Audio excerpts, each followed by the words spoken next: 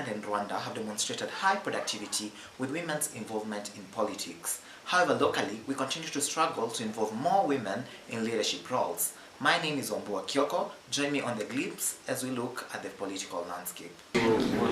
Kenya is struggling with the fulfillment of the third gender role and the involvement of women in political issues.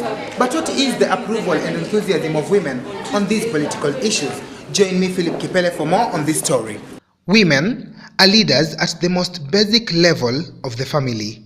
They are anchors in society, but have been obstructed, and others would argue that they are their own enemies. Women's rights have come from far, from when they were not entitled to equal pay. Women presidents and executives are indicators of women empowerment. The future is bright, and we can only remain optimistic. Women have been kaliwadon for such a long time, and they were never given a voice to be heard. Right now, I feel like more women are pushing for their rights because they also know what they want for the better of the economy and for the country people. Kasema kwamba wanawake wengi huwa wanapenda amani, wanapenda siasa. Siku hizi unakuta inakuwa na fujo nyingi. Sasa wanawake wanaogopa kujihusisha na mambo kama hayo. Ya pili, pia utakuta wanawake wengi hawapendani, huwa waamini ya kwamba huyu anaweza kuwa kiongozi. Kwa hivyo katika hiyo hali inakuanga rahisi asipite hiyo election. Kama primary election yenye imetendeka juzi, unaona vile imekuwa na mambo mengi, hasa watu wengi huwa wanaogopa. The system has been more of a patriarchy, so women we have not been having emphasis on women or cultural education from since time independence. I think the recent times that we are beginning to empower women to engage in politics, to engage in economic and socio-cultural activities more than they ever did. We sought the advice of seasoned leaders on women's leadership.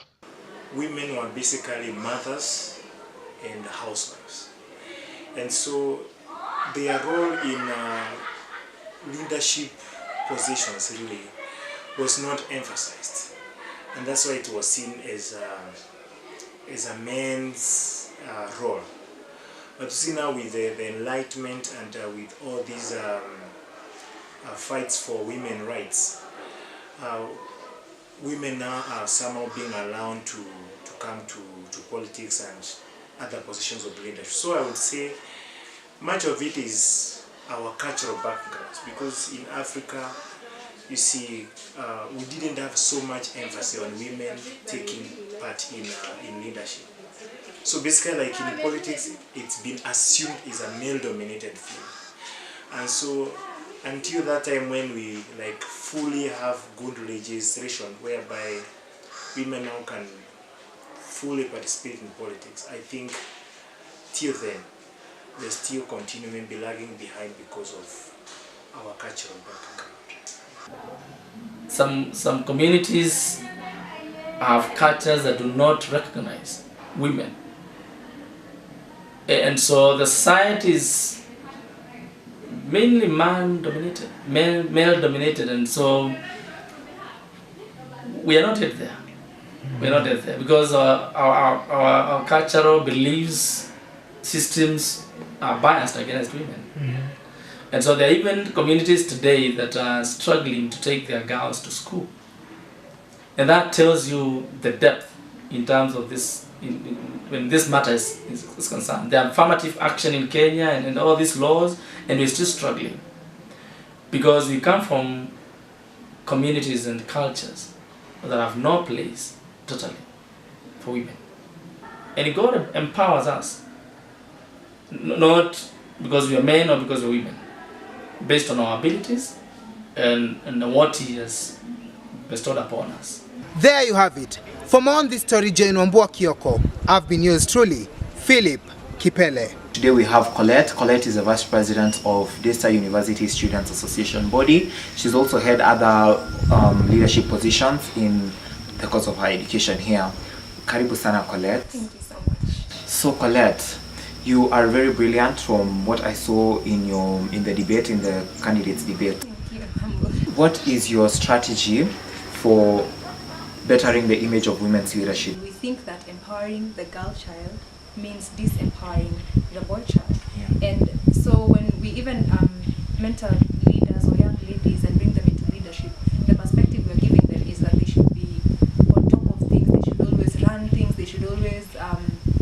be ahead of the gentleman and stuff like that. So I think the approach that we've taken, number one, empowering the girl child, we've given her all the wrong aspects of women in leadership. So number one would be to change that perception. So even as we're mentoring and empowering them, we let them know that we're empowering them not because it's a competition with the boy child, but because you're truly endowed with leadership qualities, and it actually belongs to you in that arena. What do you think are some of the pitfalls that women create for themselves in leadership in Africa specifically, knowing what context they operate in? What do you think they do that fights them? Number one, and I think most of us have had this, and I even encountered it when I was vying for the vice chairperson. Yeah, because it was evident that most people wanted the lady as the president, and the question they would ask me is, do you think people would want two women in leadership? Yeah, so number one, I would say, just as people phrase it, women are in themselves their own enemies. So most of the time, we don't even believe in our own women to lead. We start looking at the gender because, as I said, culture. So it has become part of us that we, the ladies ourselves, we believe that we cannot be exactly. We cannot be in leadership positions. We cannot lead. So the day, ladies are the majority of the population in the entire world, but we kill ourselves. And I would say also the ladies not believing in themselves. Yeah. So most of them actually end up holding back because the society does not provide them with an arena where they can actually run for leadership roles. And then some people do believe that women should not take the highest leadership positions. They believe maybe the president should be a man and the vice president is a woman. People do not think women should lead them. Women are actually the strong agenda. We keep on saying that it's men, Yeah. but women are actually the strong agenda. Do you know, when we actually look at the Bible, for those who are using the Bible as their support, Yeah. and of course this is subject to debate, Yeah. for those who are looking at the Bible, Adam was created, and Eve was created after Adam, and she was created as a helper, So as a support system, it means that Adam would not have necessarily made, subject to debate again, would not have made it without the support system. And it is guaranteed in anything that the support system has to be stronger than the one who is actually there. So when I say that women are a strong agenda, is because I know if they were put second, it's not to mean that they come second in terms of everything else, but it's to mean that they are stronger, they can be able to hold up the one who comes first. And that is a new perspective and a new kind of ideology that people need to actually understand for us to be able to debate on such matters. So honestly, I think it needs to get to that point where we separate the leadership, from the gender. It is not about me as a lady. It is about what do I bring to the table. Exactly. Yeah, because I can be a man, but I bring nothing. So in essence, it shouldn't really be a factor of considering whether you will vote for me or not. And that's where we get it wrong. And even us as the youth, that is something we should get rid of because it's going to really harm us in the near future. That shouldn't be a factor. You are now a woman leader. You are an icon to look up to around this community. There are a lot of challenges that women face here. There's a lot of misogyny amongst men. There's a lot of abuse to women and other notions that she really shouldn't be in campus men and women. What do you think you can do, and what have you done for women empowerment and enhancing women leadership? Mentorship, number one. In life, I go with the mentality that create the life you wish existed. So when I talk about mentorship, I'm creating the leader I wish existed. First of all, by becoming excellent in what I do, so that those who emulate me can be able to become like I am. And investing my energy in making that other lady, that other person, the woman I think she should be. So I would say that is my strategy, or that is my approach in terms of bringing other leaders. Thank you so much, Colette. Thank you for having me. It was great having you. That was Colette, and like you have heard, you have to be proactive to create the world that you want to live. Women leadership continues to be a very debated topic, and affirmative actions and other actions have been taken up to boost women leadership, and we just have to look at where are we going from here. My name is Ombua Kyoko. Thank you for tuning in. Hello, My name is Shamim Bilha, and today we're discussing about people's opinion on women in politics. I think women should be involved in politics because it is a promotion of gender mainstreaming, and gender balance enhances good political relations. So let's see other people's opinions. Okay, I think women in politics is a great thing. Putting in mind that since girl child education was introduced, that clearly meant that girl child was to be empowered, and by giving women leadership, you're empowering women.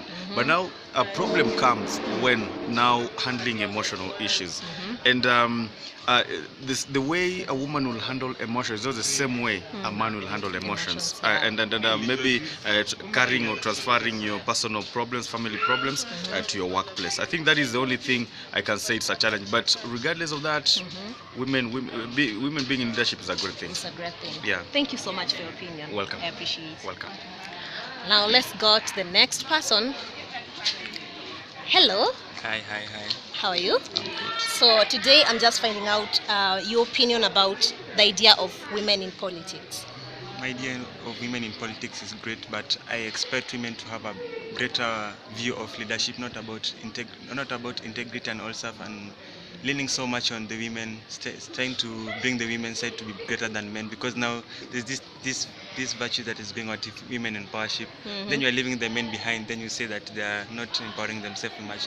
A woman who is in leadership should be equal and also try to balance all the genders. Yeah. Oh, okay. So your problem is that they tend to campaign so much on like they're selfish. Yeah. Okay. Thank you so much for your opinion. Now let's see the last view. Hello. Hello. Hi. So I'm just finding out your opinion about women in politics. What do you think about that? I can just drop me out. There's no better feeling than knowing that you gave 100% and that there was nothing left to give. Rain or shine, I push myself to the limit every day. And I don't believe in shortcuts because you don't earn anything. You have to earn it. In the tradition of these legendary sports pros, as far as I can see, I made it to the threshold. Lord knows I waited for this a lifetime, and I'm an icon when I let my light shine. There's something in your heart, and it's in your eyes. It's the fire inside you. Let it burn. You don't say good luck, you say don't give up. It's the fire inside. More has to be done besides affirmative action and other legislations to bridge the gender gap in politics. My name is Wambua Kyoko. This has been The Glimpse. Catch us next time as we talk matters business. Bye-bye. I can fly. I believe